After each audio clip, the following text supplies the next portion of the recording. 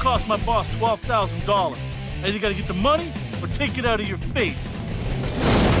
Oh, and his name's not James Bond. Billy Topit, master magician. Oh! Maybe you can make me disappear. Wouldn't that be a good one? I'm kidding. That was a few fun moments from the delightful Lance Burton film, Billy Topit, Master Magician. Hello, and welcome to episode 118 of the Occasional Film Podcast, the occasional companion podcast to the Fast, Cheap Movie Thoughts blog. I'm the blog's editor, John Gaspard. In today's episode, my occasional co-host Jim Cunningham and I chat with world-renowned magician Lance Burton about his first venture into low-budget film production, the delightful comedy Billy Topit, Master Magician. I love Billy Topit. Both Jim and I did, and it reminded me of I've made a number of low-budget movies in my life, about a half dozen of them, and the driving force behind them has almost always been, let's get together with some friends and make a movie. And I got the sense that that was kind of part of the DNA of Billy Topit. Is that right? Well, yes, I just have to correct you on one thing. Billy Topit was not a low-budget movie. It was a no-budget movie. we literally just decided, I'm not going to spend any money. Everyone volunteered. So if it ever makes any money, I'll go back and pay the actors. Well, okay, but as someone who has done the same thing you've done a half dozen times with no money, the results you got, given the no money status, your sound is exceptional, which is one of the things that's normally a big sign that it's a low budget movie is the sound's not good. You have the recording of the voices is, I know it sounds mundane, but it's a hard thing to get right. And when you do get it right, it makes it sound like a big budget movie. The cinematography is terrific. The editing is fantastic. I don't know if you bought the music or if someone did the music, but whatever it was, it fit perfectly and it just sailed along. So for a movie that had no budget, you did an exceptional job of making a real movie. Oh, thank you. Yeah, but you're right. The sound is the one thing you really don't want to skimp on, because that's something you really can't fix in post a lot of the times. So we did try to pay attention to the sound recording. As far as the music goes, some of the music was from my show that I already owned, some of the performance pieces. Yeah. Some of the music we used just for the movie, and that was rights-free music that I got from a company called Digital Juice. Mm-hmm. And they have all different sorts of music, and it's searchable. So you can find, rock and roll, hard driving music. You can find, instrumentals. They have everything. And so, and then there was a couple of pieces that a friend of mine who's a musician wrote and recorded for me. And one of the pieces in the film, my lead actress, Joelle Righetti, she had actually recorded an album a couple of years ago. And she gave me the album during the production and said, hey, anything on here you want, you're welcome to use. And I listened to it, and there was one track. I went, this is perfect for this one scene I have. And it's the scene where the whole cast is waking up on the second day, brushing their teeth and getting ready to go out. And that's actually the lead actress singing. The stuff you picked all really meshed well together. Oh, thank you. And it was during the post-production process when it really struck me as we were editing and doing that, how much the music adds to a production, not just a live show. I already knew that for a live show, but as I was making the film, it really just struck me again, wow, music really does add a whole new dimension to the movie or a live show. Yeah. So where did the idea for the movie come from? Well, I'll tell you exactly where it came from. When I was a kid, there was a television series on TV called The Magician, starring Bill Bixby. And now it only lasted one season because the network got a new president that came in, and he just, canceled all his predecessor shows. But it actually did good in the ratings. But it only lasted 22 episodes. And the magic consultant on The Magician was Mark Wilson. And so when I moved out west, I met Mark Wilson and became friends with him. And then when I did in 1985, when I was shooting Knight Rider, guess who they hired to provide all of the large illusions and props for the episode, Mark Wilson. And he was the sort of the magic advisor on that television show. So Mark and I got to hang out for 7 days on the set as we were shooting. And he's actually in the episode. You can see shots of him. He's sitting in the audience during one of the opening performances and in fact, I get him up on stage at one point as a volunteer. So anyway, one day after filming, Mark and I are going out to dinner, and we're in his car and we're driving along, and he says to me, "Lance, how do you like doing this work?" And I said, "What do you mean, Mark? You mean like this episode?" He says, "Yeah, how do you like, acting on this TV show?" And I said, "Oh, I'm having the time of my life. I get to do magic. I get to act. I get to work with a stunt man. This is great." And he says, "Well, you're doing a good job, and you ought to think about doing more of this." And I said, "More of this? What do you mean?" He says, "You ought to start a notebook, start keeping some ideas of how you could incorporate your magic into a TV series or a movie, like with the Bill Bixby series." And I thought, that's a good idea. So I did. I started writing every time I had an idea about how to use magic within the context of a drama series or a story. I would write it down. So after a few years, I had all these sort of clever things that I came up with to use magic in propelling the story forward or to get out of a sticky situation or whatever. And every few years, I would pull that out and I'd go, I'm going to try and go pitch this. And I would go to Los Angeles and set up some meetings, and I was try to pitch to do a series every few years.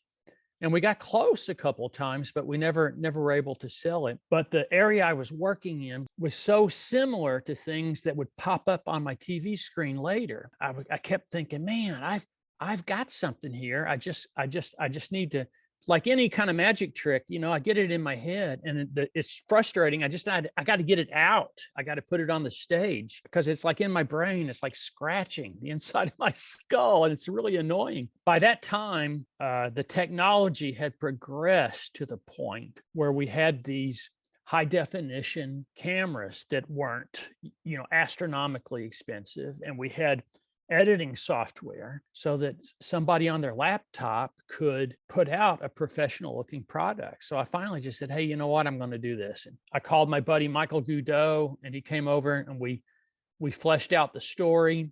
And then we wrote the screenplay within like 2 or 3 months. And then we eventually just started casting it and shot it.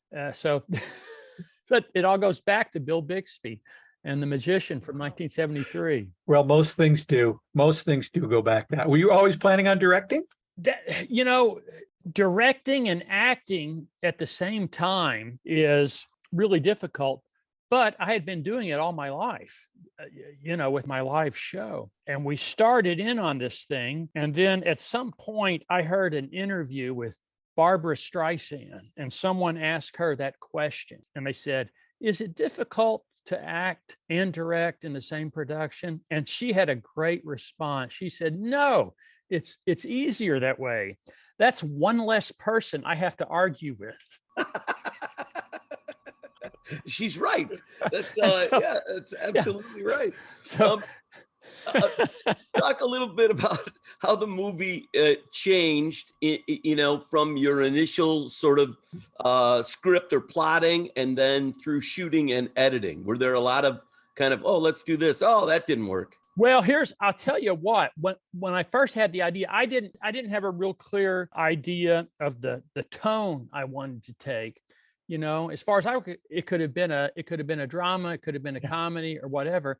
But I started chatting with my buddy, Michael Goudeau. Now, Michael worked in my show as my special guest star. We've been friends for, since the mid 80s. And Michael said, this was his idea. So I give him credit. He says, "We should write this as a family film." And I said, "Why is that?" He says, "Because I have 2 small children, and about 2 or 3 times a year, I have to take them to the movies, and we have to pick a family film, and they're always horrible."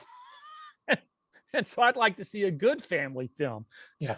Something good we could take the kids to see. And I said, okay, that's fine. That fits. Magic's always been considered a good family entertainment. So we chose to write it as a family-friendly movie and as a comedy. But I give credit to Michael for that. And it didn't alter that much once we had the script completed. The idea was, to keep to the script as close as we can within reason. Now, there were some scenes that were improvised, and there were some things that I added during the course of the movie. Well, I'll tell you one thing that we added. The film starts with a dream sequence with Billy floating a lady in the air, and then he wakes up in bed, and you realize, oh, that was just a dream. He doesn't really have a big Las Vegas show. He's a birthday party magician. And that was the first thing we shot. So as we were shooting, I read a book by Robert Rodriguez about his experience shooting El Mariachi.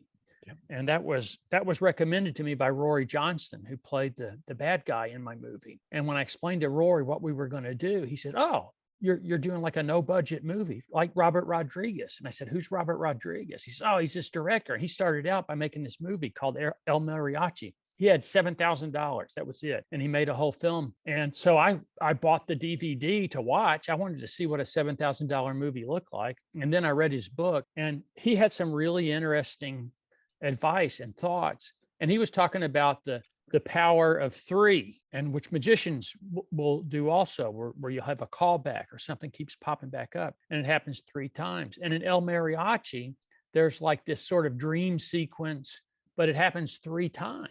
And I started thinking, he's got a really good point there. So I started thinking, where else could I insert? I need 2 more dream sequences, and I got to find a place to insert them. So we wrote 2 more dream sequences and found the right place to put them, and we shot that. But that kind of happened once we started shooting. John, as he's mentioned, has shot some low budget movies here, and they're populated largely by friends of John. And I get the sense that, in watching your movie, that these people are all your buddies, that that you just tapped all your pals and said, exactly, let's put this together. And that's it's exactly. So much to see. But so is everybody in the movie? You didn't cast this? I mean, these are all your friends? Oh, yeah, they're all my friends.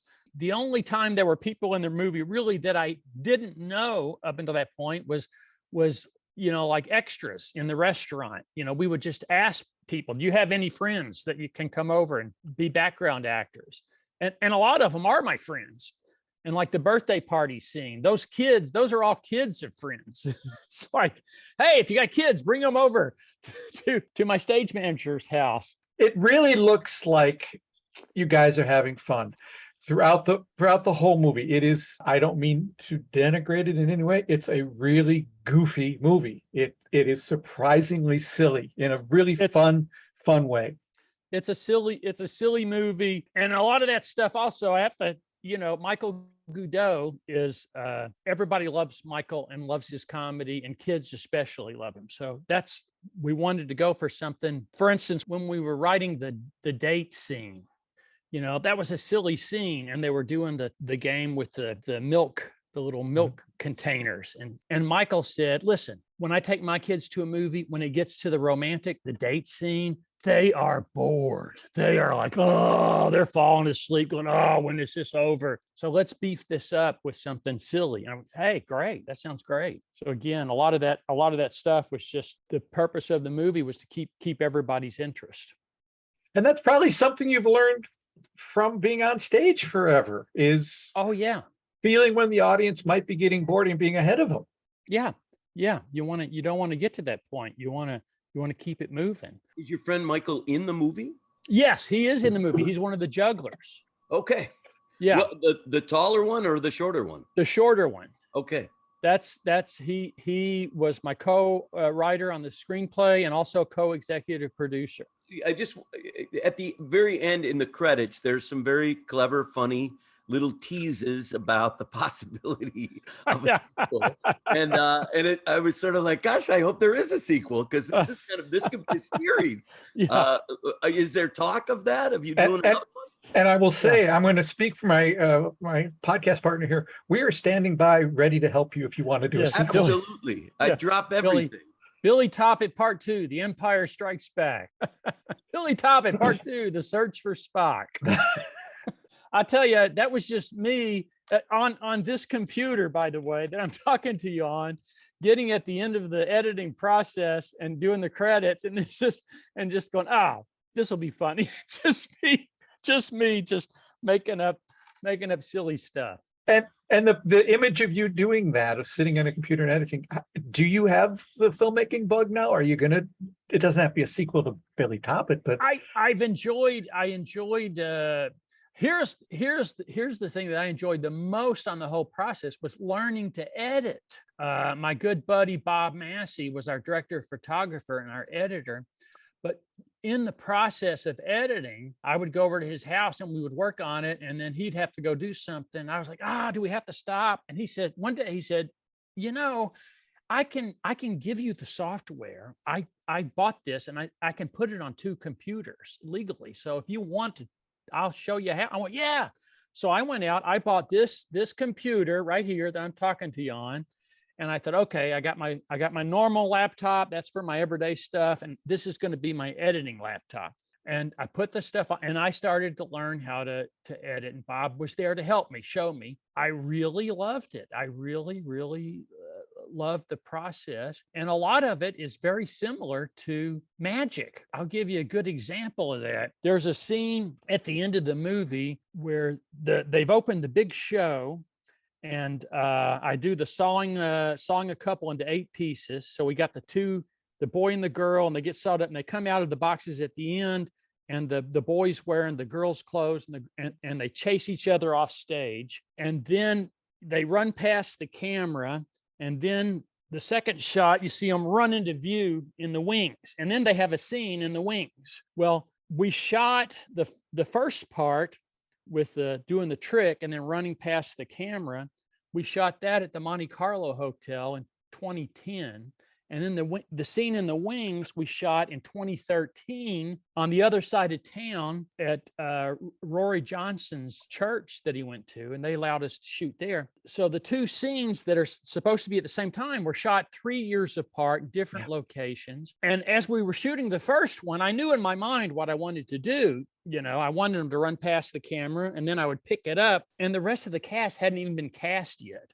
By the way, I didn't even know who the other actors were going to be, but I knew there was a scene over there. So as they run past, I'll pick it up whenever we get to that. 3 years later, we shoot the thing. Now I'm editing it together. So now I take the music from the first part of the shot that's playing during the trick and the audience reaction. You get the audience applauding and cheering, and they run past the camera. We go to the second shot, but you still hear the audio. You still hear the music playing, and you hear me out on stage going, thank you, and the audience applauding. And so now when you put it all together, it's like, it's seamless. No one knows that those were shot 3 years apart. It's like a magic trick. It's an illusion. There's a good example of how the sound helps enhance the illusion. Yep. And there are a few magic tricks that we do on stage that sound is a very big part of the illusion. I don't know at what point in the process you read Robert Rodriguez's book, but he based El Mariachi on what he had available. He wrote the script based on the town, the bar, the tortoise, the dog, all of that. Yes. You seem to have done a very similar thing in that you had, I'm guessing you already had some footage you on stage, or it was a relatively easy thing to get. For an average person, that's a really hard thing to get, but for you, that would be.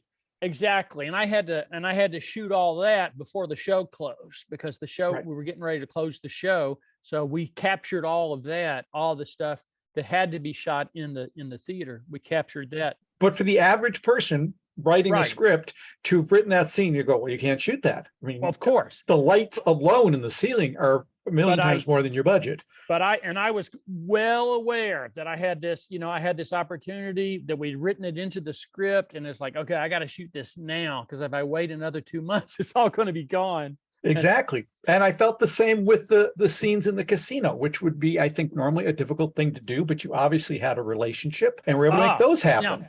The casino scenes, those were all shot afterwards. That was my buddy John Woodrum, who owned this little casino called the Klondike. I talked to several. We wanted it to be a locals type casino, and I talked to a few of the casinos, and some of them were like, "Yeah, we'd let you come in here and shoot. We have a coffee shop. How many days do you need it? How much?" And I'm like going to myself, I don't know how long this is going to take to shoot. I've never shot a movie before. And then finally I went over to see my buddy John, and I said, "John, I've got this movie I'm shooting, and it takes place, some of the action takes place in the casino, and there's a coffee shop, and you've got a coffee shop. And what would you think about us shooting here in your," and he looks at me and says, "Yeah, whatever you want, come on in." I was like, "What?" That's what Come you on need. in. Anytime. It's like, okay, I found our location. You are a low budget filmmaker at heart. You got all the tricks that are necessary to be good at this, and you did it on your first movie. That's exceptional. It was a fun process, and it's not dissimilar to shooting a television special or a TV show, but it is a little different. There's obviously magic in it, but there's also the second element of the story and doing the scene and the acting and getting all the actors all on the same page. And speaking of the actors, I was thrilled to see our friend Louis Anderson Yes. in there. He was a Twin Cities guy who I knew back when he was here, and I had the good fortune of working with him a couple times in the corporate arena. And to see Johnny Thompson obviously having so much fun, it was just great. And then to see Mac kind of turn up. I don't want to spoil it, but he does turn up. Mac turns up there near the end of the film. It was great fun being able to work with Johnny, to be able to direct your mentor. Is a really special thing. And that was just so much fun working with Johnny. And he was just so good in this role. And well, he was such a good actor. He really had that ability to turn it on. And Pam too. Pam. Oh yeah, Pam was in there as well. It was just so much fun to see them just pop up like that. A delight. The whole thing was from start to finish a delight. I watched it by myself after my wife went to bed, and I just was giggling through the whole thing. Thank you. Here's my favorite story from the whole process. I had this idea to do the trick with the on the telephone, the wizard, that anybody that is an amateur magician, knows the trick.